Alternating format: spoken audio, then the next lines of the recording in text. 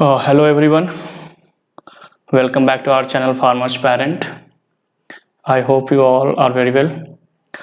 In today class बेटा pharmacology का बहुत ही एक इम्पॉर्टेंट चैप्टर हम लोग डिस्कस करने जा रहे हैं जिसका नाम है anti hypertensive drug acting on cardiovascular system.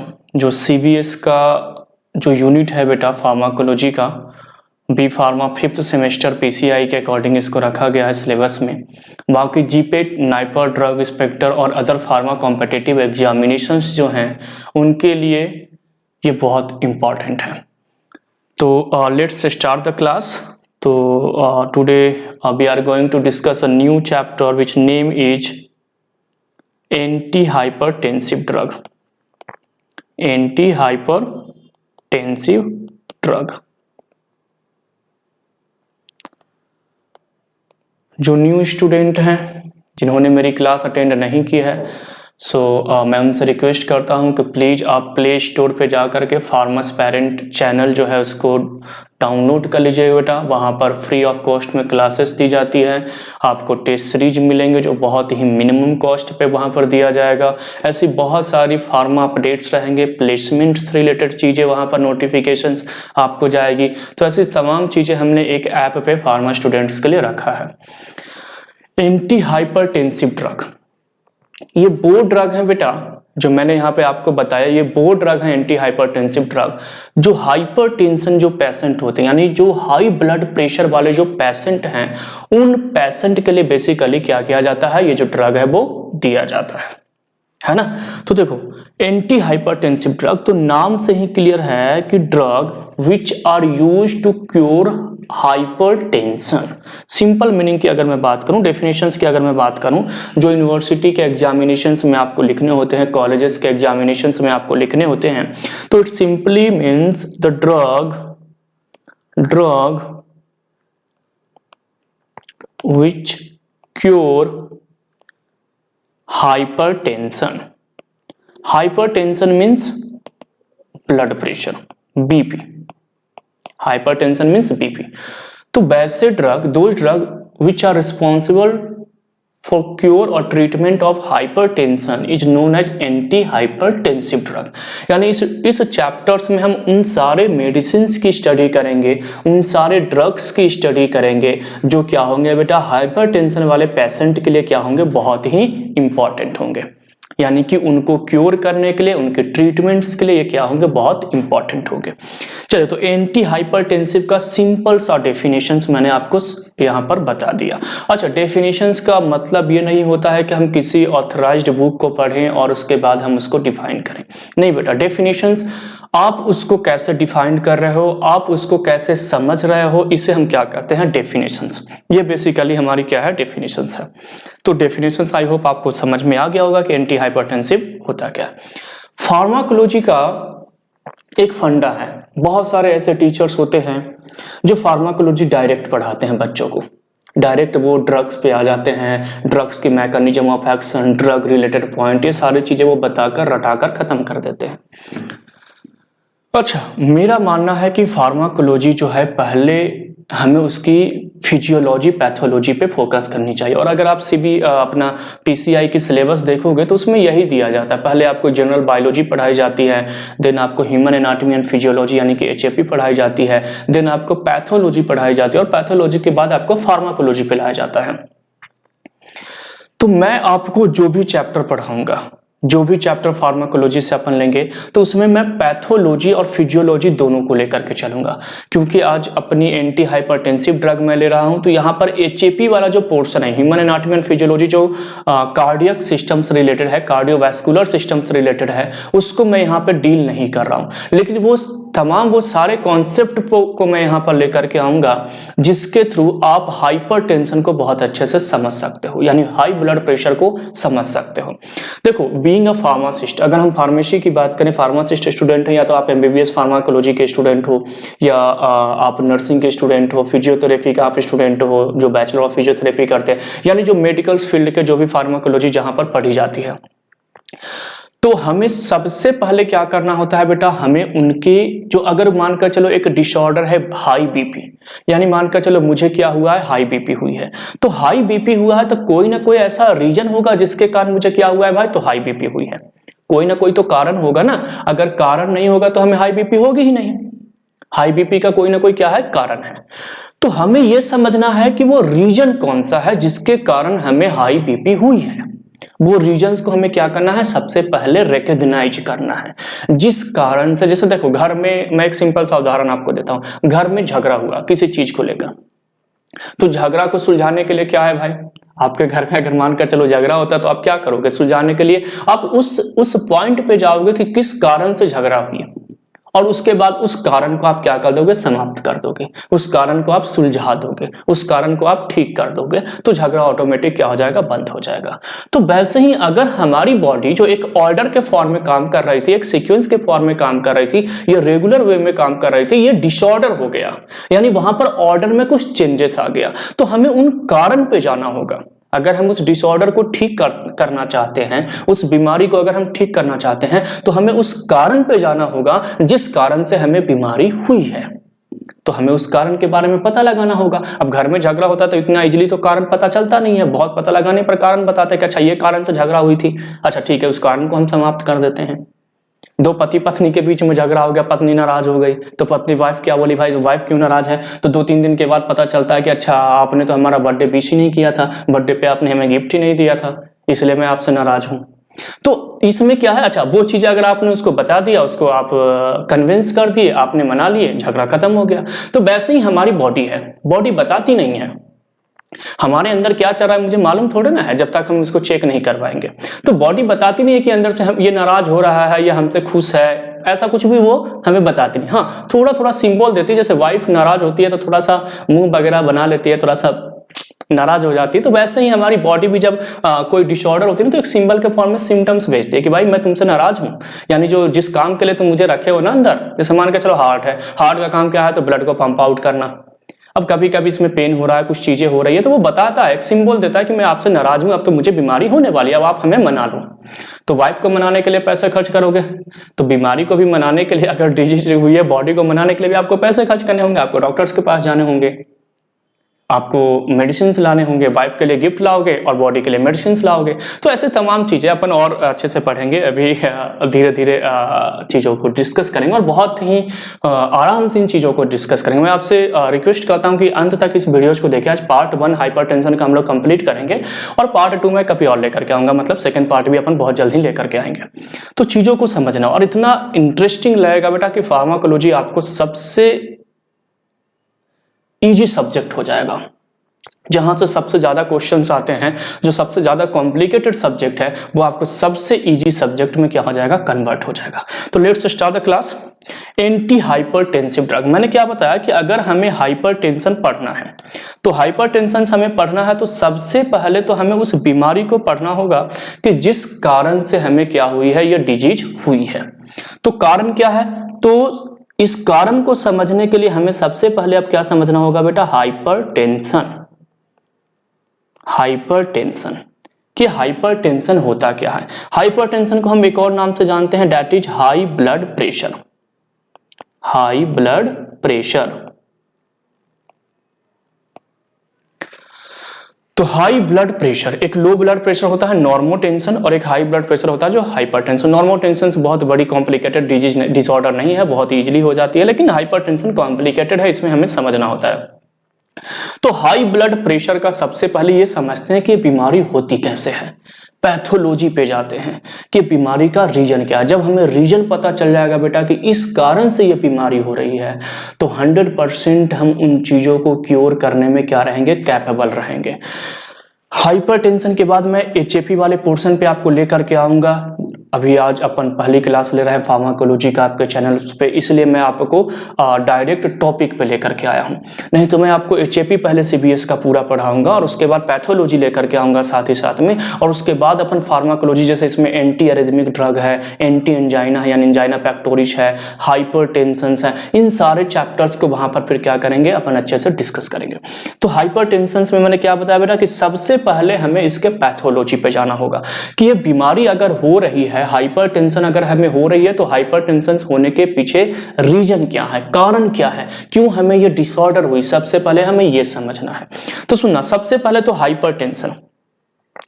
अब हाइपरटेंशन की बात की जाए बेटा तो एक सिंपल सा मैं आपको प्रोसेस बताता हूं कि suppose that this one is a blood vessels. ये अपना क्या है भाई, तो एक ब्लड वेसल्स है। ये अपना क्या है, एक ब्लड वेसल्स है। और ब्लड वेसल्स में क्या जाएगा, तो मैंने क्या बताया कि ये अपना क्या है, ब्लड वेसल्स। और ब्लड वेसल्स में क्या सर्कुलेट होता है बेटा, तो ब्लड वेसल्स में सर्कुलेट होता है ब्लड। ब्लड वेसल्स में क्या सर्कुलेट होता है, ब्लड सर्कुलेट होता है। अब ये ब्लड जब जाएगा तो ये ब्लड अपने बॉल के ऊपर क्या क्रिएट करेगा, प्रेशर। ऑब्वियसली जब हम कभी आप अपने व्हीकल्स को, गाड़ी को क्या किए होगे, सफाई किए होगे, या तो घर पे आप मॉपिंग वगैरह में पाइप से पानी डाले होंगे। तो सपोज दैट ये अपनी पाइप है, तो पाइप से अपन जब ऐसे पानी डालते हैं तो वहां से जो पानी जो सर्कुलेट हो रही है, पानी जो इसमें से जा रही है, मूव कर रही है, तो ये वाटर जो है ये इस बॉल के ऊपर क्या क्रिएट कर रही है बेटा, प्रेशर। यहां पर जो बॉल है, इस बॉल के ऊपर ये क्या क्रिएट कर रही है, तो प्रेशर क्रिएट कर रही है ना। और इस प्रेशर से फिर वो ये क्या कर रही है, ब्लड आगे क्या कर रही है, मूव कर रही है, आगे क्या हो रही है, सर्कुलेट हो रही है।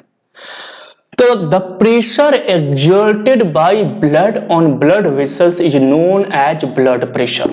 सिंपल सा अगर डेफिनेशंस की बात करें, ये जो ब्लड जो है बेटा, ये जो ब्लड है, ये ब्लड जो प्रेशर क्रिएट कर रहा है इस वॉल के ऊपर, तो यहां पर सिंपल सा मीनिंग में यहां पे लिख रहा हूं, pressure exerted by blood on blood vessels is known as blood pressure, BP is known as blood pressure। तो the pressure exerted by blood, ये ब्लड जो प्रेशर क्रिएट कर रहा है इसी को हम क्या कहते हैं, ब्लड प्रेशर। अब ब्लड प्रेशर टोटल 2 टाइप्स के होते हैं बेटा। ये जो ब्लड प्रेशर यहां पर मैंने आपको बताया, ये ब्लड प्रेशर टोटल कितने टाइप्स के होते हैं, तो there are 2 type of blood pressure. One is normotension,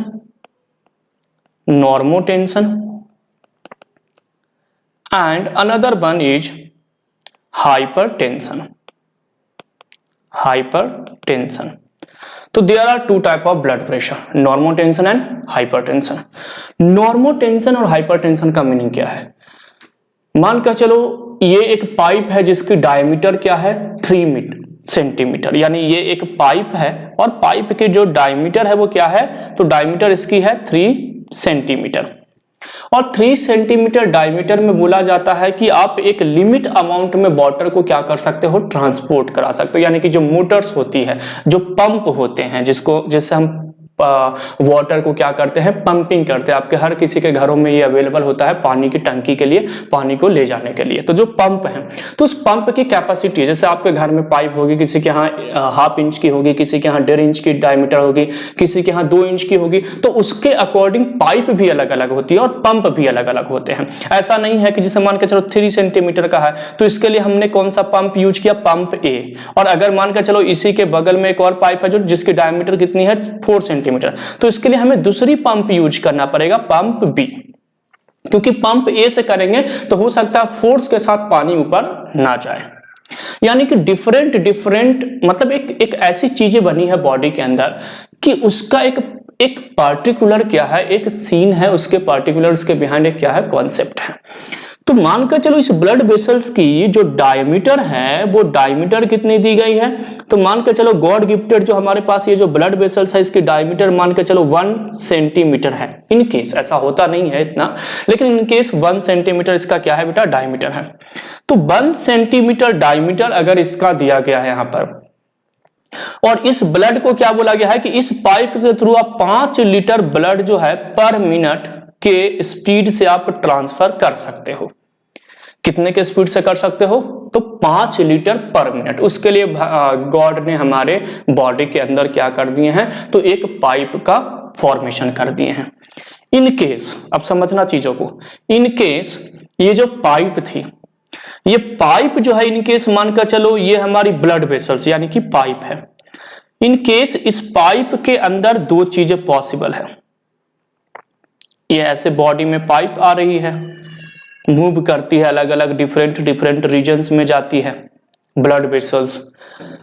तो इन केस इस ब्लड वेसल्स में देखो ब्लड तो कितना आ रहा है, जितना था, यानी कि ब्लड कितना आ रहा है 5 litre per minute, 5 litre per minute ही ब्लड आ रही है। लेकिन इन केस इस ब्लड वेसल्स में किसी अन्य सबस्टांस का डिपोजिशन हो गया, यानी मान के चलो आप अपने सड़क से जा रहे हो, रोड पे जा रहे हो और उसी रोड पर अतिक्रमण हो गया, यानी वहां पर किसी ने सीमेंट डाल दिया, किसी ने बालू गिरा दिए, यानी किसी ने गिट्टी गिरा दी, घर बनाने के लिए ईंट गिरा दिए हैं। तो वो सड़क जो है, जो जहां पर 2 कार आराम से निकल रही थी, वो अब सड़क जो है अब सिंगल वे हो गई। अब वहां से एक ही कार गुजरेगी, क्योंकि वहां पर कोई दूसरा भी चीज आकर के फिट हो गया है। जब तक वो हटेगा नहीं तब तक वही चीजें रहेगी। तो वही होता है ब्लड वेसल्स के साथ कि यहां पर लो डेंसिटी लिपिड का LDL, यहां पर क्या हो गया बेटा, तो किसी भी रीजन से LDL का डिपोजिशन हो गया, लो डेंसिटी लिपोप्रोटीन का क्या हो गया है, डिपोजिशन हो गया। अब लो डेंसिटी लिपिड का डिपोजिशन हुआ तो देखो एरिया यहां पर क्या हो गया, कम। जो एरिया, जो पहले स्टार्टिंग जो हमारी एरिया थी वो कितनी थी भाई, तो ये थी हमारी एरिया लगभग 1 सेंटीमीटर, जो अब जाकर के मात्र कितनी बनी है, तो 0.25 सेंटीमीटर बची है। तो ब्लड कितना आ रहा है, 5 लीटर, यानी ब्लड उतना ही आ रहा है, लेकिन आगे से पाइप जो है वो अब क्या हो गया है, नैरो हो गया। पाइप की जो डायमीटर है वो क्या हो गया बेटा, नैरो हो गया। तो पाइप की डायमीटर, जैसे आपके पास घर में पाइप है, आप बाइक साफ करते हो तो फ्रंट पे आप उसको क्या करते हो, पुश करते हो, दबा देते हो, उसकी डायमीटर को कम कर देते हो, उसको नैरो बना देते हो, तो एक प्रेशर के साथ वाटर क्या होती है, रिलीज होती है। एक प्रेशर के साथ क्या होती है, वाटर रिलीज होती है, जिससे वो इजिली साफ कर देता है। तो वैसे ही यहां पर जो 1 सेंटीमीटर जो था, वो 1 सेंटीमीटर 5 लीटर ब्लड की सप्लाई के लिए जरूरी था, लेकिन आपने वो क्या कर दिया है, 0. मतलब बहुत ही कम नैरो कर दिया है। इस कारण से यहां पर जो ये ब्लड का प्रेशर है इस बॉल के ऊपर थोड़ा सा ज्यादा हो जाएगा, क्योंकि पाइप कम है, पाइप कम है और ब्लड उतना ही आ रहा, तो वो फोर्स ज्यादा लगाएगा। किसके ऊपर फोर्स लगाएगा भाई, तो ब्लड वेसल्स के ऊपर अपना क्या करेगा, वो फोर्स लगाएगा। तो ब्लड वेसल्स के ऊपर अगर वो फोर्स लगाएगा, इट मींस वो फोर्स इंक्रीज होगा एज कंपेयर टू नॉर्मल। जैसे मान कर चलो यहां पर जो ब्लड फोर्स लगा रहा है, ये फोर्स क्या होगा बेटा, नॉर्मल होगा। लेकिन यहां पर जब ये ब्लड आएगा ना, ये ब्लड जब यहां पर आएगा, तो अब ये ब्लड जो फोर्स लगाएगा ना, वो क्या होगा, हाई। यहां पर ब्लड का जो फोर्स होगा बेटा, वो क्या होगा, तो ये फोर्स जो होगा हाई होगा। और अगर ब्लड जो है प्रेशर हाई एक्सर्ट कर रहा है, प्रेशर अगर वो हाई एक्सर्ट कर रहा है, इट मींस उसको हम क्या बोलेंगे, हाई ब्लड प्रेशर। कारण मैं बता रहा हूं कि बीपी होती कैसे है, हमें ब्लड प्रेशर बढ़ता कैसे है, क्योंकि अगर आपको झगड़ा सुलझाना है तो पहले झगड़ा के कारण पे जाना होगा। यानी अगर आपको बीमारी ठीक करनी है तो पहले आपको बीमारी को समझना होगा, पहले उस डिसऑर्डर को समझना होगा कि डिसऑर्डर होता कैसे है। तो पहला केस मैंने बताया कि due to narrowing of blood vessels, blood vessels के नैरो होने के कारण, और अपन बायोलॉजी में उस टर्म्स को बोलते हैं blood vessels constrictions. Blood vessels constrict हुआ है, कॉन्स्ट्रिक्ट का मतलब वो अब थोड़ा सा नैरो हुआ। हमारी बॉडी में ऐसे सिस्टम्स काम करते हैं जो अभी मैं आपको बताऊंगा। तो क्या हो गया, लो डेंसिटी लिपोप्रोटीन्स के रीजन्स मैंने बता दिए। लो डेंसिटी लिपोप्रोटीन्स में मैंने आपको बता दिया कि यहाँ पर क्या करना है। तो यहाँ पर आपको याद रखना है बेटा कि ये लिपिड डिपोजिशंस के कारण यहाँ पर क्या होती है, तो आर्थरोस्क्लेरोसिस एक टर्म्स भी है जिसको आप ध्यान देंगे। लो डेंसिटी के कारण, लो डेंसिटी के कारण यहाँ पर जो हुई है वो अपना क्या है, आर्थरोस्क्लेरोसिस। तो यहाँ पर लो डेंसिटी के कारण जो भी होती है उसको हम क्या बोलते हैं, आर्थरोस्क्लेरोसिस। ये भी एक डिसऑर्डर है, depositions of low density lipoprotein in on blood vessel surface या inside the blood vessels wall is known as atherosclerosis. तो आर्थरोस्क्लेरोसिस का डेफिनेशन से मैं लिखाया नहीं हूं, लेकिन मैं आपको बता दिया, तो आप प्लीज उसको अपने नोटबुक में लिख लेंगे कि आर्थरोस्क्लेरोसिस है क्या। आर्थरोस्क्लेरोसिस ये ब्लड प्रेशर्स को लीड करता है आगे जाकर के। अगर आपके ब्लड वेसल्स में आर्थरोस्क्लेरोसिस हुई है तो ये आगे जाकर के ब्लड प्रेशर्स को क्या करेगा बेटा, लीड करेगा। ब्लड प्रेशर को क्या करेगा, लीड करेगा ऑब्वियसली, क्योंकि ये लिपिड का डिपोजिशन होगा तो नैरो होगा। सेकंड चीजें यहाँ पर क्या कारण है, सेकंड है कि इस ब्लड वेसल्स की जब मूवमेंट होती है तो बॉडी में ब्लड वेसल्स जो है वो अलग अलग डायरेक्शंस में यानी एक इलास्टिक वे में होती है। इलास्टिक का मतलब होता है लचीलापन, यानी एक ऐसे है और एक है लचीला है, बिल्कुल इलास्टिक नेचर का है। आप जिधर उसको मोल्ड करोगे उधर मोल्ड हो जाएगा, जिधर आप उसको घुमाना चाहोगे वो उधर घूम जाएगा, तो उसको हम बोलते हैं इलास्टिसिटी। तो हमारी ब्लड वेसल्स भी इलास्टिक नेचर का होता है बेटा। ये भी कैसे प्रॉपर्टी होते हैं, तो ये भी इलास्टिक प्रॉपर्टी इसमें क्या होते हैं, पाए जाते हैं, इलास्टिसिटी होती है। इलास्टिसिटी होती है बेटा ड्यू टू कैल्शियम के कारण।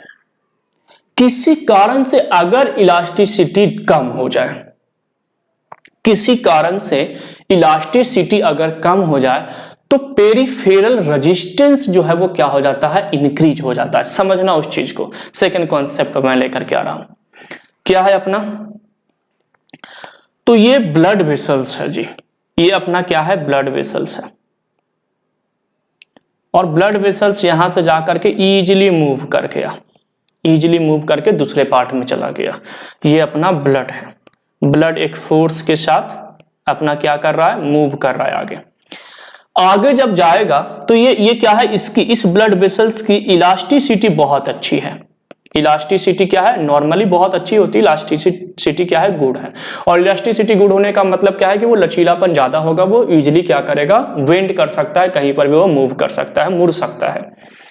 किसी कारण से इलास्टिसिटी जो है इसकी अब क्या हो गई है, चेंज हो गई है। और चेंज होकर के क्या हो गई भाई, बैड हो गई, बैड इलास्टिसिटी। बैड इलास्टिसिटी का एक और मतलब है कि इलास्टिसिटी जो है वो कम हो गई। इलास्टिसिटी क्या हो गया बेटा, डिक्रीज हो गया। मैं ये एरो के साइन से यहां पर लिखा हूं, डिक्रीज, कम हो गया। इलास्टिसिटी कम हो जाएगा तो जो ब्लड यहां से, ये ब्लड पार्टिकल्स जो इजीली यहां से मूव कर रहे थे इस बॉल से टकरा करके, अब ये बॉल जो है वो मुड़ेगा नहीं, इजीली बेंड नहीं होगा। समझना, इस कारण से अब क्या होगा बेटा, इलास्टिसिटी बैड होने के कारण से आपको क्या देखने को मिलेगा कि रीजन, आपको क्या पता चलेगा कि रीजन यहां पर होगा कि यहां पर ये इलास्टिसिटी जो है वो अब टफ हो जाएगा, क्योंकि इलास्टिसिटी कम हो गई। तो इलास्टिसिटी कम होने का मतलब हार्डनेस आएगा। क्या होगा भाई, हार्डनेस आएगी, टफनेस आएगा। टफनेस आने का मतलब है कि इजीली अब बेंड नहीं करेगा। जैसे एक प्लास्टिक घर में आती है, जो सब्जियां वगैरह हम लोग लाते हैं, तो प्लास्टिक की इलास्टिसिटी बहुत अच्छी होती है, आप जैसे चाहो उसको मोड़ करके आपको उसको ये कर सकते हो। और एक अपने पास क्या है, वुड है, लकड़ी का टुकड़ा, उसको आप इजीली बेंड नहीं कर सकते क्योंकि उसमें इलास्टिसिटी कम है। तो ब्लड वेसल्स में भी इलास्टिसिटी कम होने के कारण आपको क्या दिखाई दिया, तो यहां पर मैं ब्लू से उसको शो कर रहा हूं कि इलास्टिसिटी क्या हो गई, डाउन हो गई। इस कारण से टफनेस आ गया। क्या आया भाई, तो ये अब टफ हो गया है। टफ मतलब उतना ज्यादा नहीं, लेकिन टफनेस हो गई, इलास्टिसिटी डाउन हो गई। अब ये ब्लड वेसल्स के थ्रू जब ब्लड आएंगे बेटा, तो अब ये ब्लड इससे टकराएगा तो ये बेंड नहीं होगा। बेंड नहीं होगा तो यहां से एक रेजिस्टेंस आएगा बेटा, यहां से एक रेजिस्टेंस आएगा, एक रुकावट आएगा। रेजिस्टेंस का मतलब क्या होता है, रुकावट। ब्लड वेसल्स आएगा, बॉल से टकराएगा तो वहां से रुकेगा, थोड़ा सा रिवर्स होगा ब्लड, थोड़ा सा क्या होगा, रिवर्स होगा, है ना, थोड़ा सा क्या होगा, रिवर्स होगा। तो यहां से एक रेजिस्टेंस क्रिएट होगा इलास्टिसिटी कम होने के कारण।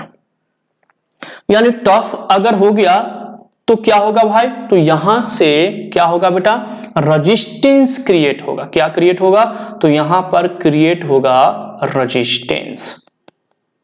क्या क्रिएट हो गया भाई, तो रेजिस्टेंस क्रिएट हुआ। और रेजिस्टेंस क्रिएट हुआ तो क्या होगा भाई, तो रेजिस्टेंस क्रिएट होने के कारण, रेजिस्टेंस क्रिएट होने के कारण क्या होगा बेटा, यहां पर प्रेशर बढ़ेगा, क्योंकि ये ब्लड इस पर आएगा, इधर से ये ब्लड यहां से जाएगा और इस बॉल पे प्रेशर लगाएगा। लेकिन बॉल टफ है तो ये मोल्ड नहीं होगा। जैसे ये ब्लड वेसल्स पहले था, ये जैसे ही ब्लड आता था तो मोल्ड हो जाता था, तो प्रेशर कम हो गया। जैसे आप कैच लेते हो, क्रिकेट अगर आप खेलते होगे तो कैच लेते हो तो एक हाथ को ऐसे ही रखो तो क्रिकेट कैच छूट जाती है और आपको चोट भी लगता है आपको पेन भी होता है, लेकिन कैच आती है तो आप हाथ को पीछे करते हो, तो हाथ को पीछे करने से कितनी भी हाइट की कैच होती है हमें चोट नहीं लगती है, क्योंकि हमने उसको पीछे कर लिया, उसके डायरेक्शन में आ गया, तो हमें प्रेशर नहीं लगती। चोट लगने का रीजन क्या है कि आया और अगर आप टफ इसको ऐसे रखोगे तो चोट लग जाएगा इसमें हाथ में, लेकिन आपने उसको पीछे कर दिया। तो वैसे ही ये बैक अगर जाता ब्लड वेसल्स, बेटा ये जो ब्लड वेसल्स मैं यहां पे बताया हूं, ये ब्लड वेसल्स अगर बैक होता, अगर ये पीछे की ओर जाता, ये यहां से ऐसे बेंड होता, तो क्या होता, तब आपको क्या होता कि बीपी लो होती। लेकिन ये हार्ड नेचर रहने के कारण, ये हार्डनेस रहने के कारण ये बैक नहीं होगा, यानी वहां पर ये ऐसे के ऐसे रहेगा, तो आपको जब बॉल लगेगी तो चोट लगेगा और कैच छूटने के भी चांसेस हैं। तो जिस कारण से रेजिस्टेंस के कारण यहां पर ब्लड प्रेशर जो है वो क्या होगा बेटा, इंक्रीज होगा। बीपी यहां पर क्या करेगा, राइज करेगा, इंक्रीज होगा। चलिए, तो ये अपना दूसरा रीजन हुआ। और ड्यू टू इलास्टिसिटी जो बीपी राइज होती है, ड्यू टू इलास्टिसिटी कम जो होती है, उसको हम बोलते हैं बेटा आर्टेरियोस्क्लेरोसिस। तो दो टर्म्स मैंने आपको बताए, टर्म्स पे फोकस करना है जी, क्योंकि जब आप फार्माकोलॉजी का बुक पढ़ोगे किसी राइटर्स के, तो ये टर्म्स वहां पर दिए जाते हैं और हमें टर्म्स ही पता नहीं होती कि टर्म्स कहना क्या चाहता है। तो आर्थ्रोस्क्लेरोसिस का मतलब क्या हो गया, due to lipid depositions inside the wall of blood vessels, the diameter of blood vessels become reduced, that may lead to create a blood pressure, so that may lead to generate high blood pressure. This is known as arthrosclerosis. Second terms आया due to elasticity bad, यानी अगर आपकी elasticity जो है वो क्या हो गई भाई, रिड्यूस हो गई, यानी कि कम हो गई, डिक्रीज हो गई। ये एरो का साइन समझना, ये डिक्रीज का साइन है, ये जो है वो इंक्रीज और ये जो है वो डिक्रीज, पहले ही मैं बता रहा हूं, इसको आपको समझना है ना, तो आगे से भी समझते रहना इन चीजों को। तो इलास्टिसिटी डिक्रीज हुई, उस कारण से हमें क्या हुआ भाई, तो एक डिसऑर्डर हुआ, और उस डिसऑर्डर को हम बोलते हैं आर्टेरियोस्क्लेरोसिस। तो देखो, दो टर्म्स पे मैं आपको अभी तक इंट्रोड्यूस करवा दिया, एक तो अपना था आर्थ्रोस्क्लेरोसिस और एक था आर्टेरियोस्क्लेरोसिस। तो आर्थ्रोस्क्लेरोसिस और आर्टेरियोस्क्लेरोसिस दोनों के दोनों ब्लड प्रेशर्स को लीड करेंगे। ये क्वेश्चंस आपके जीपेट एग्जामिनेशंस में या अदर फार्मा कॉम्पिटिटिव एग्जामिनेशंस में बन सकते हैं। तो आर्थ्रोस्क्लेरोसिस और आर्टेरियोस्क्लेरोसिस बीपी को बढ़ाने के लिए क्या होते हैं, रिस्पॉन्सिबल होते हैं। तो दो मैंने एक जेन्युइन रीजन आपको बताया जिसके कारण क्या होती है, बीपी बढ़ती है। तो जनरल रीजन है जी, मतलब बहुत ही कॉमन, मतलब ये इतना इंपॉर्टेंट नहीं है अभी, तो बहुत इंपॉर्टेंट हमें आना है, बहुत इंपॉर्टेंट हमें कॉन्सेप्ट को अभी समझना है। ये तो मैंने आपको क्या बताया, जनरल रीजन बताया। चलिए नेक्स्ट कॉन्सेप्ट पर आते हैं। तो अभी तक मैंने आपको क्या बताया कि ब्लड वेसल्स है, और ब्लड वेसल्स में अगर ब्लड वेसल्स नैरो हो जाता है, ब्लड वेसल्स क्या हो गया भाई, किसी कारण से ब्लड वेसल्स कॉन्स्ट्रिक्ट हो गया, नैरो हो गया। यहां पर 5 लीटर आ रही थी, यहां पर भी 5 लीटर ही आ रही है, यहां पर डायमीटर जो है वो ज्यादा है, 1 सेंटीमीटर है, और यहां पर जो डायमीटर है वो 0.25 है। तो इस कारण से इस रीजन में बीपी क्या होगी, ब्लड प्रेशर इंक्रीज होगी, क्योंकि डायमीटर कम है, और यहां पर बीपी क्या रहेगी, नॉर्मल रहेगी। ये मैंने एक रीजन बताया। दूसरा रीजन क्या है कि अगर बॉडी, अगर हार्ट, पाइप हमारी कॉमन है, पानी हम ज्यादा देना शुरू कर दिए। एक तो कारण हमने बताया कि पाइप जो है वो श्रिंक हो गया, पाइप जो चौड़ी मोटे पाइप थी वो अब कम हो गई, उस कारण से बीपी बढ़ गया। यानी ये जो चौड़ी पाइप थी वो किसी कारण से कम हो गई, पतली हो गई, श्रिंक कर गई, ये नैरो हो गई, तो उस कारण से बीपी बढ़ गया। दूसरा रीजन है कि 5 लीटर के बदले अगर हम 8 लीटर ब्लड सप्लाई करने लगे। भगवान ने क्या दिए हैं भाई, तो हमारे जो भगवान जी हुए, जो गॉड क्रिएचर हुए, आप जिसको भी आप मानते हो, उन्होंने क्या बनाई है बॉडी को, तो बॉडी को उन्होंने बताई है कि भाई ये 5 लीटर ब्लड को सप्लाई करेगा। ये कि उन्होंने पाइप बनाई है बॉडी के अंदर, या जो भी सेल ने बनाया, जैसे भी बनाया, आप जैसे भी साइंस को मानते हो तो साइंस। अगर उसमें हम 5 लीटर के बदले बेटा ये जो पाइप मैंने आपको यहां पर बताया है, ये पाइप में अगर आपने कितना देना शुरू कर दिया, तो आपने यहां पर देना शुरू कर दिया 5 लीटर के बदले में आप क्या दे रहे हो, 8 लीटर ब्लड यहां पर ला करके दे रहे हो। कितना दे रहे हो, 8 लीटर। तो 5 लीटर की कैपेसिटी के बदले में जब 8 लीटर यहां पर ब्लड जाएगा जी, तो क्या होगा, तो ऑब्वियसली पाइप की कैपेसिटी 5 लीटर की थी, ब्लड 8 लीटर जा रही है, तो pressure will be rise there, pressure वहां पर इंक्रीज होगा। यानी ये जो ब्लड आएगा 8 लीटर, कितना ब्लड आ रहा है, तो नॉर्मल 5 लीटर आ रहा था, ब्लड अब आ गया 8 लीटर, तो प्रेशर यहां पर क्या हो गया, इंक्रीज हो गया। यानी इस कारण से भी ये जो 8 लीटर जा रहा था, इस कारण से भी बीपी क्या हो रही है, इंक्रीज हो रही है।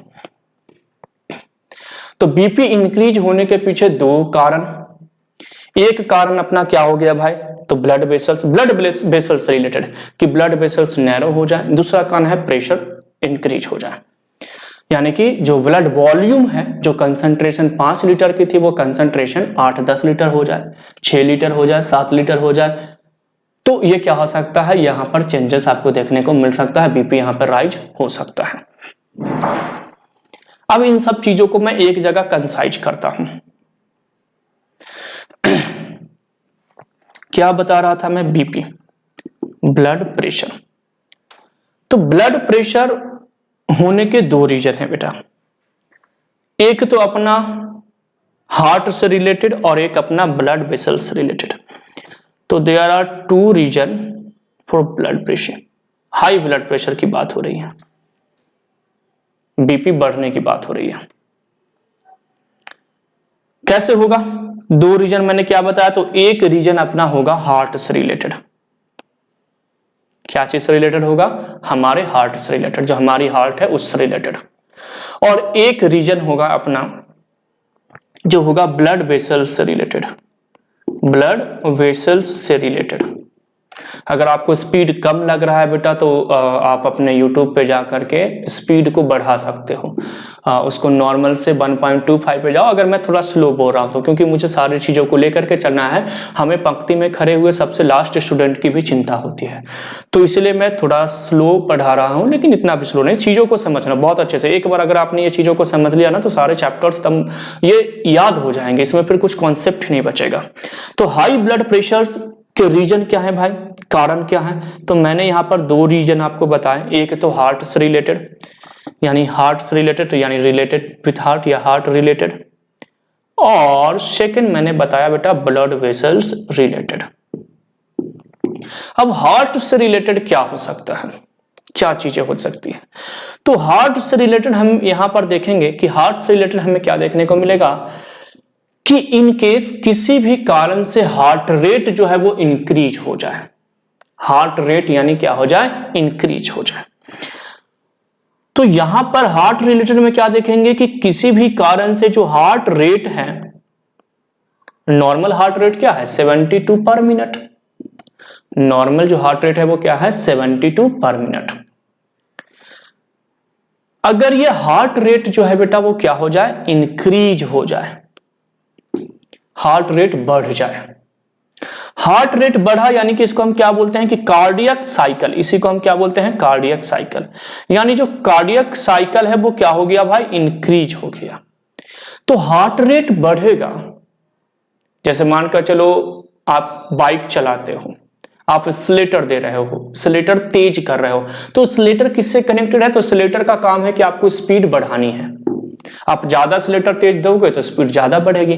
तो हार्ट रेट, एक बार जब हार्ट रेट का मतलब क्या होता है कि contractions and relaxations of heart. अभी मैं HAP में आपको बताऊंगा इन चीजों को, अब बाकी आपको शायद मालूम भी होगा, नहीं तो मैं बताऊंगा बहुत अच्छे से इन सभी चीजों को, थोड़ा टाइम लगेगा लेकिन बहुत अच्छे से अपन चीजों को डिस्कस करेंगे। तो हार्ट जो है जब एक बार पंप करता है यानी कॉन्स्ट्रिक्ट होता है, तो वहां से ब्लड को बाहर करता है, समझना। ये हार्ट है, एक बार इसने कॉन्स्ट्रक्ट किया तो क्या रिलीज हुआ, तो यहां पर ब्लड रिलीज हुआ। अगर ये ऐसे ऐसे हो रहा है, कॉन्स्ट्रक्ट रिलैक्स, कॉन्स्ट्रक्ट, जैसे ही कॉन्स्ट्रक्ट होता है तो ब्लड बाहर, यानी कि ब्लड वेसल्स में। ये अगर फास्ट हो रहा है, अगर ये रेट बढ़ गया, स्पीड ज्यादा बढ़ गई तो ज्यादा ब्लड फास्ट यहां से क्या होगा, रिलीज होगा ज्यादा। तो कार्डियक साइकिल इंक्रीज होने के कारण, हार्ट रेट इंक्रीज होने के कारण आप क्या देखोगे कि यहां पर ब्लड का वॉल्यूम जो है वो इंक्रीज हो गया। अभी मैं कार्डियक साइकिल आपको बताता हूं, उससे इन चीजों को बहुत अच्छे से समझ में आ जाएगा। ब्लड वॉल्यूम क्या हो गया बेटा, इंक्रीज हो गया। ब्लड वॉल्यूम इंक्रीज होने का मतलब है जहां पर 5 लीटर ब्लड निकल रही थी हार्ट से पर मिनट, अब वो blood 6 litre, 7 litre, 8 litre, 9 litre निकल रही है जी। ब्लड वॉल्यूम क्योंकि इंक्रीज हो गया ड्यू टू हार्ट रेट, यहां पर क्या हो गया भाई, इंक्रीज हुआ। तो बताओ ये क्या करेगा, अगर ब्लड वॉल्यूम इंक्रीज हुआ है तो 100% ये आगे जाकर के क्या लीड करेगा, तो यहां पर ये कॉज करेगा हाई ब्लड प्रेशर। तो ब्लड प्रेशर बढ़ने के पहला कारण मैंने हार्ट से आपको बताया कि हार्ट की रेट अगर इंक्रीज हो जाए, कार्डियक साइकिल अगर इंक्रीज हो जाए तो ब्लड वॉल्यूम्स क्या हो जाएंगे, इंक्रीज हो जाएंगे और हमें बीपी कॉज करेंगे। सेकंड यहां पर है बेटा ब्लड वेसल्स से रिलेटेड। तो ब्लड वेसल्स से रिलेटेड दो चीजें, उसको हम बोलते हैं टोटल पेरिफेरल रेजिस्टेंस। क्या बोलते हैं बेटा, ब्लड वेसल्स से रिलेटेड जो प्रॉब्लम है उसको हम बोलते हैं टोटल पेरिफेरल, क्योंकि पेरिफेरल सिस्टम के अंदर में आता है। पेरिफेरल नर्वस सिस्टम आपने पढ़ा होगा, और नहीं भी पढ़े तो मैं आपको बताऊंगा आगे। Total peripheral system,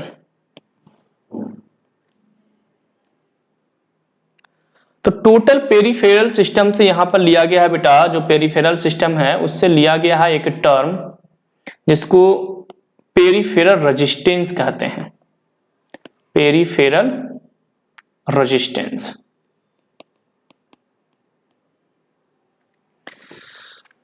total peripheral resistance अगर इंक्रीज हो जाए, रेजिस्टेंस अगर क्या हो जाए भाई, इंक्रीज हो जाए।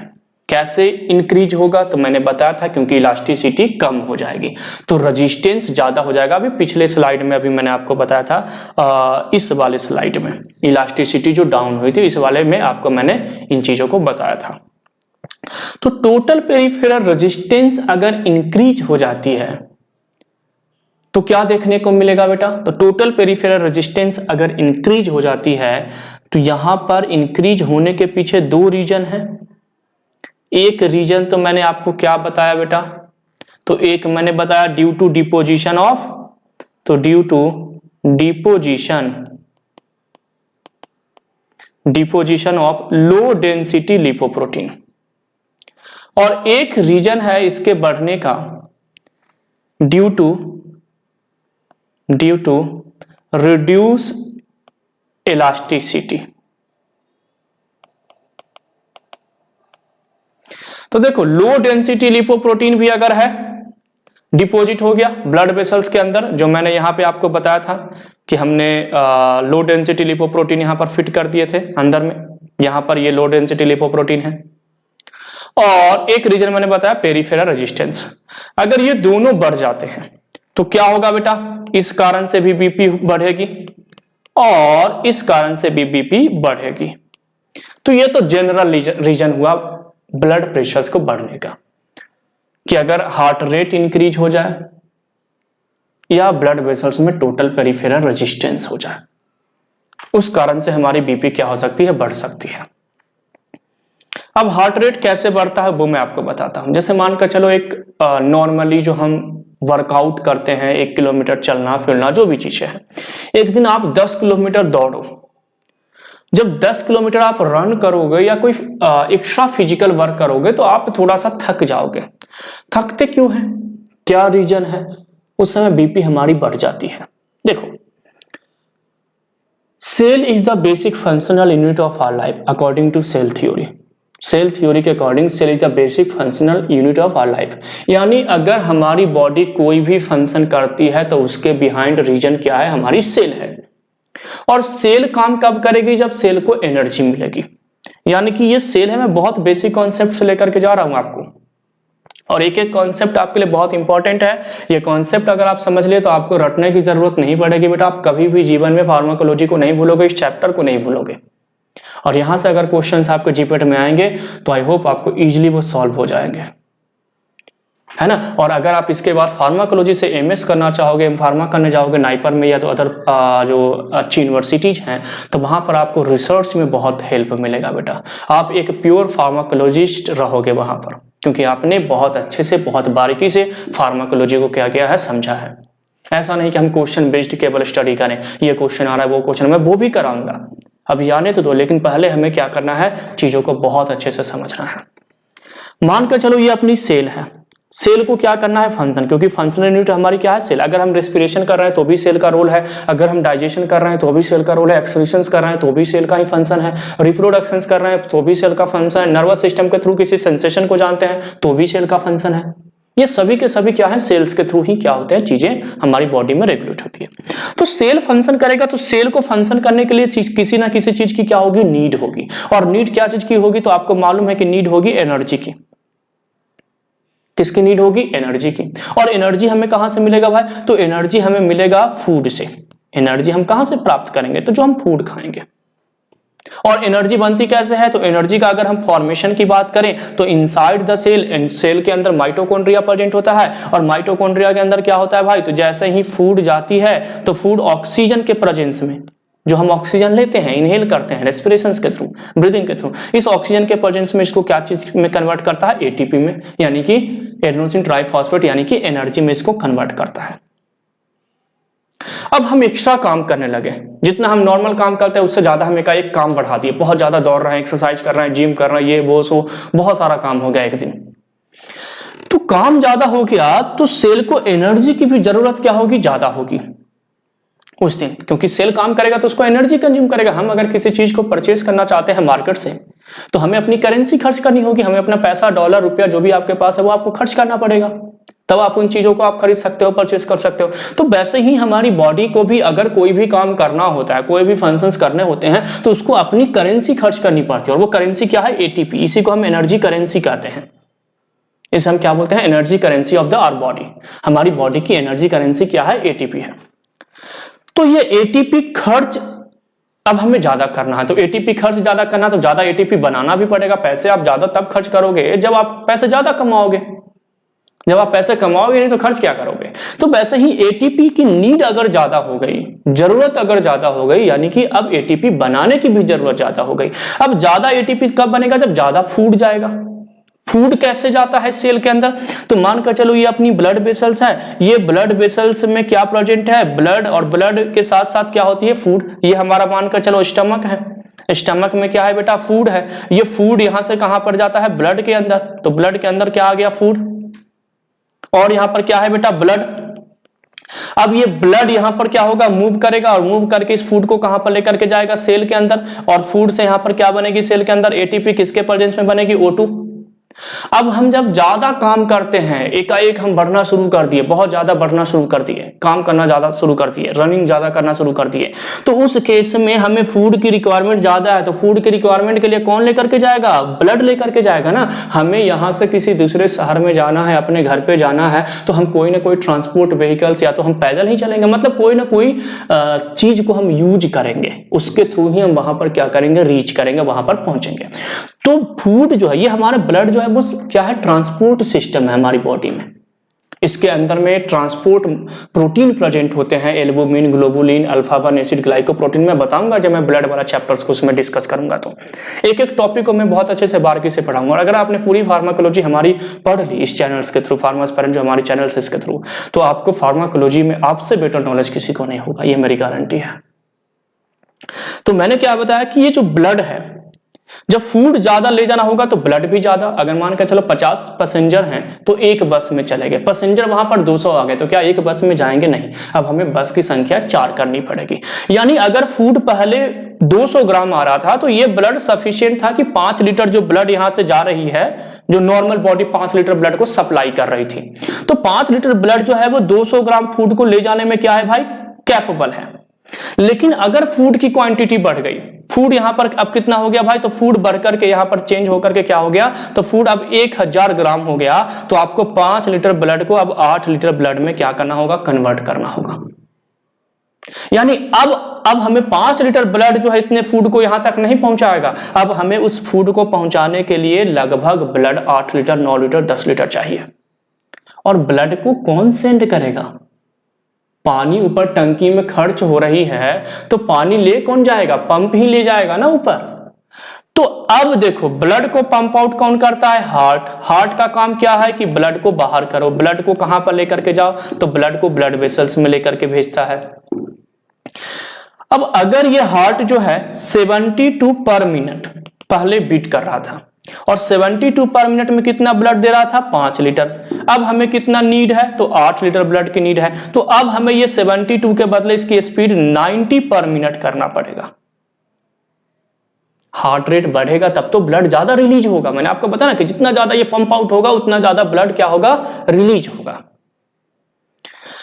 तो 90 पर मिनट। अब इस पाइप की कैपेसिटी थी 5 लीटर की, अब ये पाइप जो है लेकर के जा रहा है 8 लीटर, तो इस पाइप के ऊपर भी तो प्रेशर राइज हुआ, बीपी बढ़ी या लो हुई, बीपी बढ़ गई, क्योंकि 5 लीटर के बदले आपने 8 लीटर ब्लड सप्लाई कर दिए उस ब्लड वेसल्स के अंदर, तो डेफिनेटली बीपी वहां पर क्या होगी, राइज होगी, डेफिनेटली वहां पर बीपी क्या होगा बेटा, बढ़ेगा। आया समझ में, इसलिए जब हम दौड़ते हैं तो हमारी बीपी बढ़ती है। दूसरी चीजें, ये ब्लड ने बहुत ज्यादा फूड लेकर के आ गया, तो अब इस फूड को एटीपी में कन्वर्ट कौन करेगा, तो O2 कन्वर्ट करेगा, ये ऑक्सीजन कन्वर्ट करेगा। जैसे ये सेल है, सेल के अंदर फूड आ गया तो फूड को कन्वर्ट एटीपी में कौन करेगा, O2। अब अगर फूड की अमाउंट इंक्रीज हो गया, कंसंट्रेशन, तो ऑब्वियसली O2 के भी कंसंट्रेशन आपको इंक्रीज करना पड़ेगा। O2 की कंसंट्रेशन कैसे है भाई, तो नॉर्मली जो ह्यूमंस है वो 16 to 17 पर मिनट क्या करता है, ब्रीथ करता है। लगभग हम 16 से 17 बार 1 मिनट में नॉर्मली हम ब्रीदिंग लेते हैं, सांस लेते हैं और छोड़ते हैं, इनहेल और एक्सहेल करते हैं। अब फूड ज्यादा है, एटीपी ज्यादा बनाना है, एटीपी बनेगा कब, जब ऑक्सीजन यहां पर उपस्थित होगा। ऑक्सीजन कहां से आएगा, तो ब्रीदिंग से, यानी अब आपको ब्रीदिंग भी क्या करना होगा, इंक्रीज, यानी 16 टाइम आप जो ब्रीदिंग पर मिनट कर रहे थे वो लगभग अब 20 से 25 टाइम करना पड़ेगा। इसलिए जब हम दौड़ते हैं तो गहरी सांस लेते हैं, थोड़ा सा हांफते हैं, थोड़ा सा रेस्पिरेशन हमारी फास्ट होती है, बहुत जल्दी जल्दी सांस लेते हैं, क्योंकि वो सांस ऐसा नहीं है बॉडी, देखो मैं कैसे कोरिलेट कर रहा हूं चीजों को, क्योंकि उस ऑक्सीजन की डिमांड बॉडी सेल ने ज्यादा कर दी उस समय, उस ऑक्सीजन का डिमांड क्या हो गया, इंक्रीज हो गया। और ऑक्सीजन का डिमांड अगर इंक्रीज हुआ है, क्यों हुआ है, क्योंकि एटीपी ज्यादा बनाना है। आप ज्यादा वर्कआउट कर रहे हो तो एनर्जी ज्यादा लगानी पड़ेगी, आपको एनर्जी ज्यादा लगाना पड़ेगा तो ज्यादा फूड रहना चाहिए बॉडी में। ज्यादा फूड कब आएगा, जब ब्लड ज्यादा होगा बॉडी में, और ब्लड ज्यादा तब होगा जब हार्ट रेट ज्यादा होगी। और अगर हार्ट रेट होगा तो अभी मैंने आपको क्या बताया कि अगर हार्ट रेट इंक्रीज होता है तो हमें क्या होगी, हाई बीपी होगी या नहीं होगी, ऑब्वियसली होगी। यानी कि अगर हम फिजिकल एक्टिविटी ज्यादा करते हैं, सडन करते हैं, एकाएक करते हैं, तो ऑब्वियसली उस समय हमारी ब्लड प्रेशर क्या होगी, राइज होगी। तो और हमारी रेस्पिरेशन भी राइज होगी, केवल ब्लड प्रेशर नहीं बेटा, अपनी रेस्पिरेशन भी क्या होगी, इंक्रीज होगी, अपना रेस्पिरेशन भी क्या होगा, इंक्रीज होगा। तो आई होप आपको ये जो कॉन्सेप्ट है वो कंप्लीट हो गया है। आर्थरोस्क्लेरोसिस, आर्टेरियोस्क्लेरोसिस, ये सारे टर्म्स आपको कंप्लीट हो गए होंगे। अब हम लोग नेक्स्ट कॉन्सेप्ट पर आते हैं। नेक्स्ट कॉन्सेप्ट है बहुत इंपॉर्टेंट, जो है कार्डियक साइकिल, जो हमें बीपी समझने के लिए बहुत जरूरी है। ऐसे ये है ह्यूमन एनाटॉमी एंड फिजियोलॉजी, जब हम सीवीएस पढ़ेंगे कार्डियोवैस्कुलर सिस्टम, उसका पार्ट है, लेकिन यहाँ पर ब्लड प्रेशर को भी समझने के लिए उसका अपना बहुत बड़ा रोल है बेटा, उसको हमें अब देखना होगा, समझना होगा। तो चलो नेक्स्ट पॉइंट पर आते हैं, that is a very important concept which name is cardiac cycle. तो कार्डियक साइकिल, कार्डियक साइकिल की अगर बात की जाए बेटा, तो सबसे पहले ये कार्डियक साइकिल, साइकिल का मतलब आपको मालूम होगा कि जो चीज जहां से स्टार्ट होती है वहीं पर आकर के क्या हो जाए, कंप्लीट हो जाए, स्टॉप हो जाए। This is known as cycle. जैसे मान के चलो हमारी बर्थ हुई, वहीं से हमारा लाइफ साइकिल शुरू हुआ और हमने एक दूसरे बच्चे को जन्म दिया, तो हमारी एक साइकिल कंप्लीट हुई कि एक चाइल्ड से हमने दूसरे चाइल्ड का फॉर्मेशन कर दिया, दैट इज साइकिल। तो कार्डियक साइकिल क्या होता है, सबसे पहले हमें यह समझना होगा। तो सबसे पहले तो हार्ट को समझते हैं कि हार्ट का फंक्शन क्या है। कार्डियक साइकिल समझने के लिए यहीं से चीजें समझ में आ जाएगा। तो अपन आते हैं हार्ट फंक्शन, है ना, तो हार्ट के फंक्शन पे आते हैं। हार्ट का फंक्शन है बेटा simply circulation of blood, circulation of blood. Blood का सर्कुलेशन ही क्या है बेटा, अपना हार्ट का फंक्शन है। सर्कुलेशंस ऑफ ब्लड कैसे होगा, ब्लड को सर्कुलेट करना।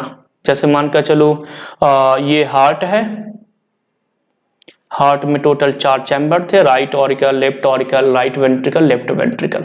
यहां से ब्लड बाहर गया, कहां गया भाई, तो बॉडी में, बॉडी में आई। हार्ट भी बॉडी का ही पार्ट है, तो बॉडी के सारे पार्ट में गई और यहां से ब्लड फिर वापस कहां पर चली जाती है, हार्ट में। इसी को हम बोलते हैं कार्डियक साइकिल, ब्लड का सर्कुलेशन। ब्लड जो है स्टार्ट हुई सर्कुलेट होना और फिर एंड भी वहीं पर हो, यहां से फिर ब्लड सर्कुलेट होगी, मतलब वो एक राउंड में चलते रहता है, सर्कुलेट होते रहता है। तो सर्कुलेशन ऑफ ब्लड, ब्लड का सर्कुलेशन करना हार्ट का फंक्शन है। ब्लड को पंप आउट करना, यानी कि सेकेंड टर्म्स हम बोल सकते हैं पंप आउट ब्लड। तो ब्लड का सर्कुलेशन या तो ब्लड को पंप आउट करना, ये अपना क्या है, हार्ट का मेन फंक्शन है। ये चीजें होती कैसे हैं, कैसे पंप आउट करते हैं, तो 2 चीजें होती है बेटा। जब ब्लड हार्ट में जाती है, यानी जब ब्लड यहां से यहां पर जा रही है, तो उसको हम बोलते हैं रिलैक्सेशन। ब्लड का फील होना, ब्लड का उस, जैसे मानकर चलो बलून है, बलून के अंदर आप एयर फील करते हो तो बलून एक्सपांड होगा, उसके अंदर एयर है, और जैसे ही बलून को आप दबाओगे, कॉन्ट्रैक्ट करोगे, तो एयर बाहर रिलीज हो जाएगा। यही होता है नॉर्मली। हमने बलून के अंदर एयर फील किया, बलून की साइज एक्सपांड हो गई, फिर जैसे ही उसको हम दबाते हैं तो एयर वहां से रिलीज हो जाती है। तो सेम कॉन्सेप्ट है। तो यहां पर रिलैक्सेशन कब होगा, जब हार्ट के अंदर ब्लड आएगा, यानी यहां पर लिख रहा हूं ब्लड इंटर, एक सिंपल सा मैं पॉइंट आपको लिख रहा हूं, कीवर्ड दे रहा हूं। उसके बाद ये क्या होगा बेटा, कॉन्स्ट्रिक्ट होगा, यहां पर क्या होगा, कॉन्ट्रैक्शन, कॉन्ट्रैक्शन, यानी अब उसको हम दबाएंगे तो कॉन्ट्रैक्शन होगा, तो क्या होगा, ब्लड रिलीज, ब्लड क्या होगा, रिलीज होगा। ऑब्वियसली ब्लड क्या होगा, वहां पर रिलीज होगा जैसे ही हम दबाएंगे। तो इसी को हम क्या बोलते हैं बेटा, cardiac cycle. Contraction relaxation, contraction relaxation, contraction relaxation, इसी को हम क्या बोलते हैं, cardiac cycle. 1 contractions 1 relaxation is equal to 1 cardiac cycle और 1 heart rate। यहां पर उस पॉइंट को मैं लिखता हूं, 1 contraction and 1 relaxation is equal to 1 heart rate और 1 कार्डियक साइकिल। इसी को हम एक कार्डियक साइकिल कहते हैं। अब ये जो 1 रिलैक्सेशन और 1 कॉन्ट्रैक्शंस जो हुआ है, इसमें नॉर्मल जो हमारी हार्ट है वो 0.8 सेकेंड टाइम लेती है। एक बार ब्लड अंदर आ गया और ब्लड बाहर चला गया हार्ट से, उसमें कितना टाइम लगता है बेटा, तो नॉर्मल 0.8 सेकेंड लगता है। तो कितना टाइम लिया भाई, तो नॉर्मली ये 0.8 सेकेंड, इस पॉइंट को याद रखना है जीपेट के लिए, कॉम्पिटिटिव एग्जामिनेशंस के लिए। कितना है 0.8 सेकेंड टाइम लगता है, यानी 1 cardiac cycle complete in 0.8 second. 1 heart rate will take 0.8 second.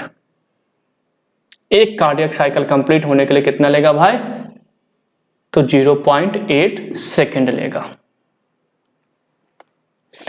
यानी कि ये यहां तक क्लियर हो गया।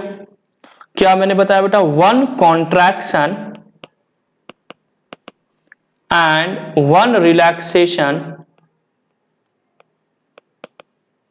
कितना टाइम लेगा बेटा? 0.8 सेकेंड। नेक्स्ट कॉन्सेप्ट पर आता हूं। 1 हार्ट साइकिल, 1 हार्ट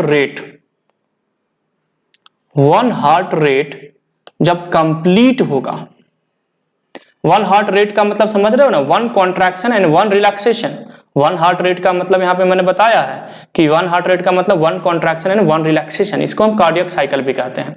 तो 1 हार्ट रेट जब कंप्लीट होगा तो लगभग 70 ml 70 ml ब्लड को क्या करेगा? पंप आउट करेगा।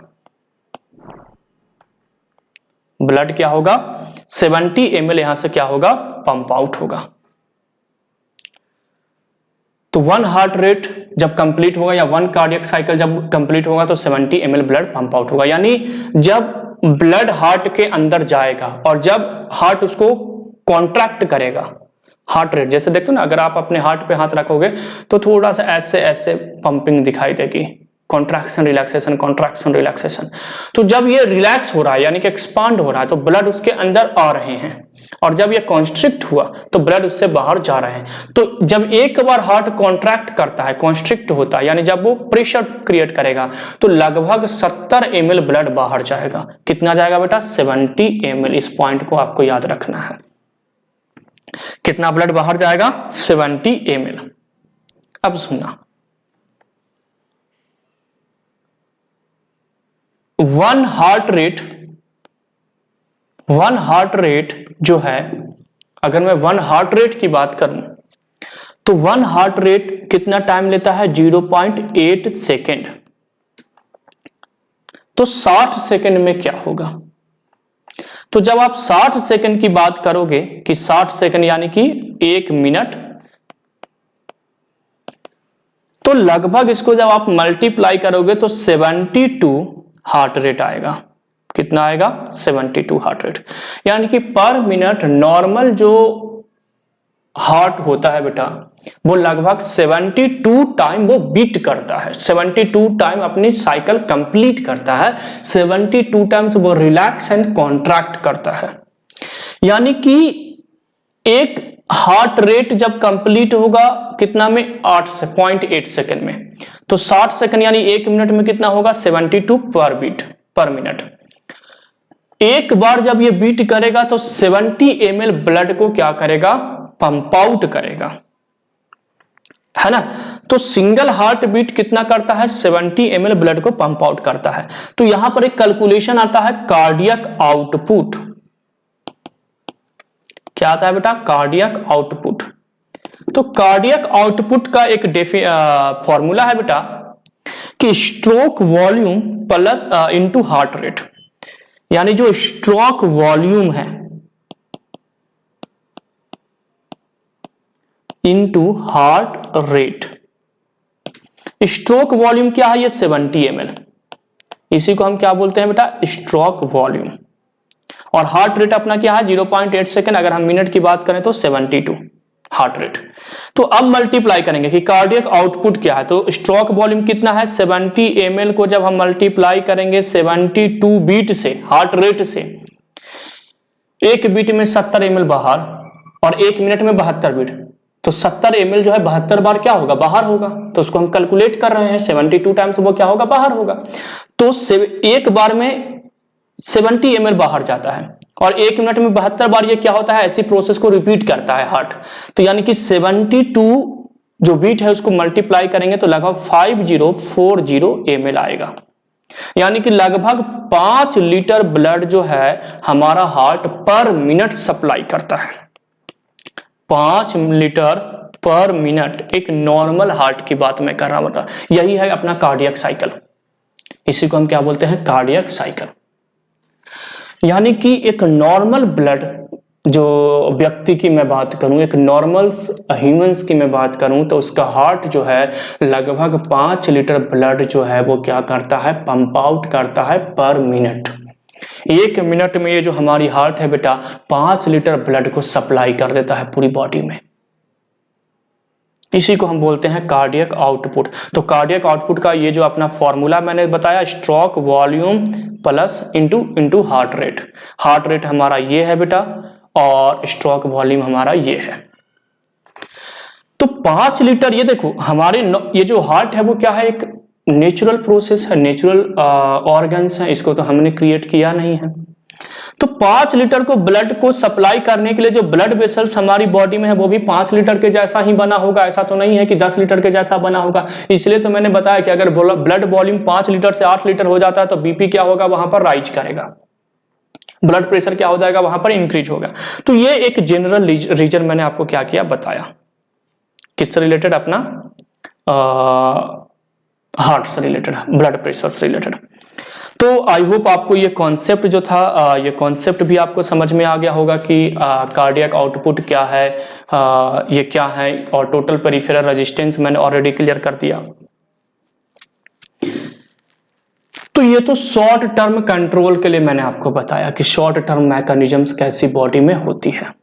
एक छोटा सा और पॉइंट मैं आपको बता दूं आज वाली क्लास में, और उसके बाद हम सेकेंड पार्ट पे अभी और इम्पोर्टेंट पॉइंट पे आएंगे। आप जब सेकेंड पार्ट देखोगे तो आपको अभी तो हाइपरटेंशन आपको मतलब मान के चलो 0.10% मतलब 10% मान के चलो अभी हाइपरटेंशन अपना कंप्लीट हुआ है कॉन्सेप्ट वाइज, है ना। एक बार कॉन्सेप्ट हम समझ लेंगे तो फिर चीजें बहुत जल्दी खत्म हो जाएगी। अब होता क्या है कि आप कहोगे सर कि बीपी बढ़ जाती है क्योंकि हम हार्ड वर्क ज्यादा करते हैं, लेकिन जो लोग घर पे बैठे रहते हैं उनको कैसे बीपी बढ़ जाती है? जो साहूकार होते हैं, जो शॉपकीपर होते हैं, जो रईस होते हैं, घर में बैठे बैठे उनको बीपी बढ़ जाती है।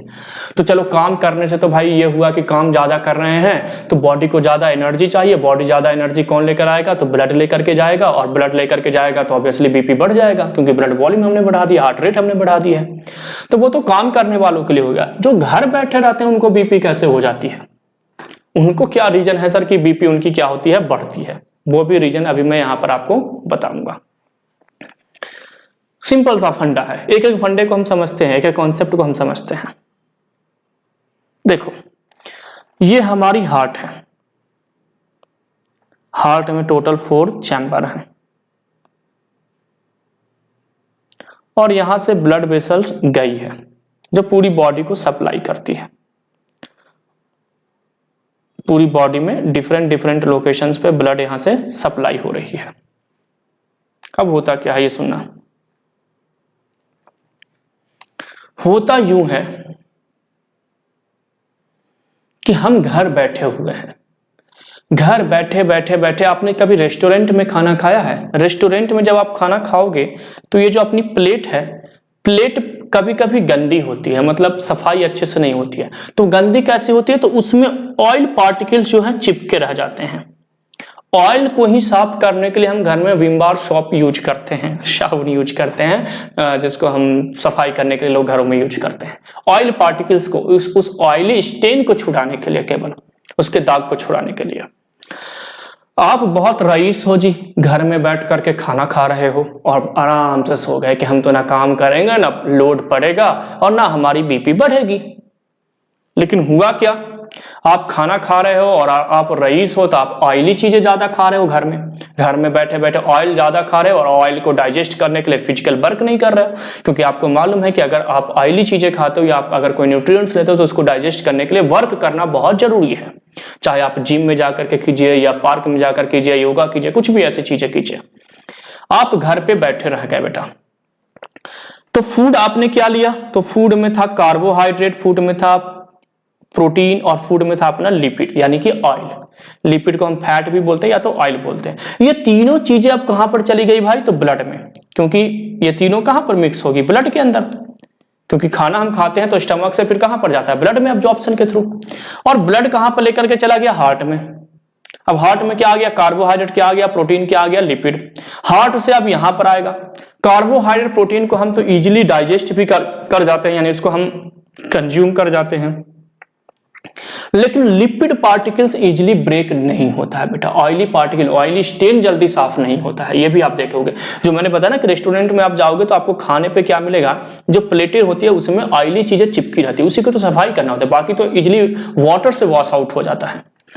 तो क्या हुआ कि यहां पर लिपिड धीरे धीरे इस ब्लड वेसल्स में डिपॉजिट होना शुरू हुआ। ऐसा नहीं होता है कि 5 साल के व्यक्ति को, आपने सुना होगा कि 5 साल के बच्चे को बीपी बढ़ गई, 10 साल के बच्चे को बीपी बढ़ गई, 15 साल के बच्चे को बीपी बढ़ गई। नहीं, उनको बीपी नहीं बढ़ सकती है। बीपी तो ऑलमोस्ट 30+, 40+, 50+ एज वाले को ही क्या होती है, राइज होती है। तो बीपी क्या हुआ कि धीरे धीरे आप बचपन से ऑयली चीजें खा रहे हो और बच्चे को आराम से कहो बेटा तुम तो मोबाइल लो और मोबाइल पे अपना गेम खेलते रहो, बाहर नहीं निकलना है, बाहर निकलोगे तो बर्बाद खराब हो जाओगे, गलत बुद्धि आ जाएगी तुम्हें, गलत दिमाग आ जाएगा तुम्हें। जनरली पेरेंट्स ऐसा ही करते हैं, मोबाइल में खेलते रहते हैं, बच्चों को गेम्स खिलाते हैं, वीडियो गेम्स। घर पे ही खेलो, घर पे ही करो उनको खेल। अब देखो क्या हुआ, आप खिला तो घर पे रहो तो वो फिजिकल वर्क नहीं कर रहा। फिजिकल वर्क नहीं कर रहा है, इसका मतलब जो वो खाना खा रहा है वो लिपिड जो है उसके ब्लड वेसल्स में, देखो यहां पर मैं आपको बता रहा हूं, यहां पर आपको बहुत अच्छे से समझना इन पॉइंटों को। यहां पर जो मैं आपको लिपिड का डिपोजिशन जो अभी बता रहा हूं इसको ध्यान से सुना। यहां पर इस रीजन में बेटा क्या होगा, लिपिड जो है वो डिपोजिट हो जाएगा। तो यहां पर लिपिड धीरे धीरे धीरे धीरे डिपोजिट होते होते होते होते होते एक समय ये बहुत ही ज्यादा यहां पर लिपिड का डिपोजिशन हो गया, यानी कि आर्थरोस्क्लेरोसिस। ये 5 साल 10 साल में नहीं होगा जी, ये जब इंसान 30-40 साल का हो गया तो यहां पर लिपिड का डिपोजिशन ज्यादा। तो पाइप क्या हो गया, पाइप बिकम नैरो, पाइप जो था वो नैरो हो गया, कम हो गया, शॉर्ट पड़ गया। तो अब जो 5 लीटर ब्लड जा रही थी तो उस ब्लड को जाने के लिए अब यहां पर पाइप क्या है, कम हो गया, यानी कि यहां पर अब प्रेशर जो है, जो ब्लड एक्सर्ट करेगा ब्लड वेसल्स पे वो इंक्रीज हो गया, यानी कि यहां पर बीपी क्या हो गया, बढ़ गया। तो जो अमीरों को बीपी होती है ना वो आर्थरोस्क्लेरोसिस के कारण होती है। आर्थरोस्क्लेरोसिस का मतलब है due to deposition of low density lipoprotein. ये लो डेंसिटी लिपोप्रोटीन बार बार टर्म चला, ये हाई डेंसिटी लिपोप्रोटीन है। ये लिपिड जब हम पढ़ेंगे ब्लड में चैप्टर्स है अपना, तो उसमें मैं इन चीजों को बहुत अच्छे से बताऊंगा, बहुत अच्छे से कॉन्सेप्ट बताऊंगा। और बिलीव मानो हमारी जो मैकेनिज्म ऑफ एक्शन होगी, ट्रीटमेंट अप्रोच होगा, जब हम अगली पार्ट लेकर के आपके पास आएंगे, अगला फार्माकोलॉजी जब आप हमसे पढ़ोगे तो आप ये बताने में सक्षम हो जाओगे कि इसकी ट्रीटमेंट कैसे की जाए। बीइंग अ फार्मासिस्ट या बीइंग अ डॉक्टर्स, हमें यह मालूम होना चाहिए कि अगर ये डिजीज हमें हुई है, ये डिसऑर्डर हमें हुई है, ये बीमारी अगर हमें हो रही है तो हम इस बीमारी को ठीक कैसे करें। हमें मेडिसिन से बनानी है ना। फार्मासिस्ट का मतलब ये नहीं कि मेडिकल स्टोर खोलना है और एमआर की जॉब करनी है। सारे जॉब्स अच्छे हैं, मैं ये नहीं कह रहा हूं कि वो करना नहीं है, वो भी हमारा ही पार्ट है, लेकिन फार्मासिस्ट का मेन मोटिव है बेटा कि दवाई लाना, मेडिसिन लाना। अगर ये बीमारी हुई है तो इस बीमारी को ठीक करने के लिए हमें मेडिसिन लाना है, उसकी इन्वेंशन करनी है। तो जब मैं हाइपरटेंशन अभी आपको नॉर्मली बता रहा हूं, हाइपरटेंशन जब अगली पार्ट में आपको लेकर के आऊंगा, उस पार्ट में जब आप देख लोगे तो आप खुद कहोगे कि सर इस हाइपरटेंशन को हम ठीक कैसे करें। ये बीमारी अगर हुई है हार्ट से रिलेटेड तो उसके ट्रीटमेंट अप्रोच आप खुद ही बता दोगे, ये मेरी गारंटी है। हर चैप्टर्स को अपन ऐसे ही डील करेंगे बेटा। तो देखो अमीरों को कैसे हो गई भाई, तो इस कारण से अमीरों को हुई। और गरीबों को कैसे हो रही है, तो आप तो ज्यादा काम करोगे, ज्यादा एनर्जी लगेगा, ज्यादा फूड लगेगा, ज्यादा हार्ट रेट बढ़ेगी और बीपी बढ़ गई।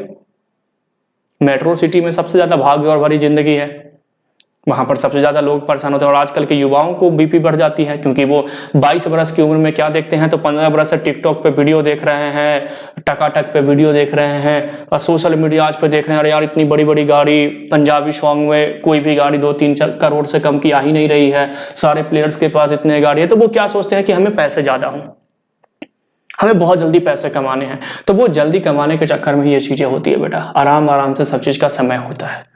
तो आप सेफ्टी से रहिए, घर पे रहिए, और कोई भी डाउट्स हो तो हमारे चैनल पे कमेंट कर सकते हैं। और मैं आपको रेकमेंड कर रहा हूँ कि हमारी जो फार्मा एस्पायरेंट की ऐप है, प्ले स्टोर पे आपको जाना है, प्ले स्टोर पे आपको जा करके सर्च करना है फार्मा एस्पायरेंट, फार्मा एस्पायरेंट। यहाँ पर आपको ये चैनल को डाउनलोड कर लेना है बेटा, इसको आपको डाउनलोड कर लेना है और इसमें आपको बहुत सारी नोटिफिकेशंस आपको मिलेगी। फार्मा प्लेसमेंट से रिलेटेड आपका बैच वहां पर बनेगा, आपको जीपीटी से रिलेटेड है, सेमेस्टर से रिलेटेड है, फार्मासिस्ट से रिलेटेड है, ड्रग इंस्पेक्टर से रिलेटेड है, वहां पर टेस्ट सीरीज है जो बहुत ही कम कॉस्ट पे आपको मिलेगा। इसके अलावा स्टडी मटेरियल भी आपको वहां पर क्या होगी, मिलेगी। तो ये सारी चीज, ये सारे जो हैं सॉल्यूशंस जो है आपको एक ही प्लेस पे मिलेगा, फार्मास्पेरेंट ऐप पर। और इसके अलावा आप हमारे YouTube चैनल्स को भी सब्सक्राइब कर लीजिए, क्योंकि YouTube चैनल्स पे बहुत ही जल्द मैं जो हूँ डाउट सेशन लेकर के आने वाला हूँ और प्रीवियस ईयर्स के जीपेट के क्वेश्चंस, नाइपर के क्वेश्चंस को मैं आपको सॉल्व करवाऊंगा। तो प्लीज हमारे इस फार्मास्पेरेंट चैनल्स को भी आप क्या कर लीजिए, सब्सक्राइब कर लीजिए। Thank you once again. Myself Gautam Kumar, thank you once again.